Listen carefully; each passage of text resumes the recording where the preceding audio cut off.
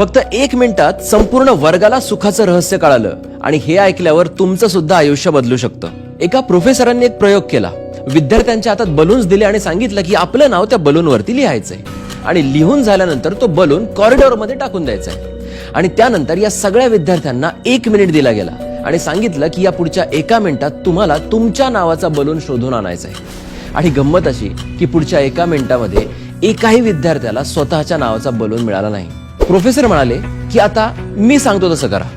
आता तुम्हाला पुन्हा 1 मिनिट दिला जाईल, पण यावेळेस तुम्हाला जो पहिला बलून मिळेल तो बलून ज्याच्या नावाचा आहे त्या विद्यार्थ्याकडे तुम्हाला तो सोपवायचा आहे. आणि आश्चर्य म्हणजे पुढच्या 1 मिनिटामध्ये प्रत्येकाच्या हातामध्ये स्वतःच्या नावाचा बलून होता. प्रोफेसर म्हणाले की हे बलून म्हणजे आपलं सुख आहे. जर तुम्ही फक्त स्वतःच्या सुखाचा शोध घेत राहिलात तर ते तुम्हाला कधीच सापडणार नाही. पण जर तुम्ही दुसऱ्याच्या सुखाची काळजी घेतली तर तुमचं सुख तुमच्यापर्यंत नक्की पोहोचणार. शेवटी इतकंच सांगेन, खरं सुख हे देण्यात आहे. ज्यांना कळलं त्यांनी शेअर करा.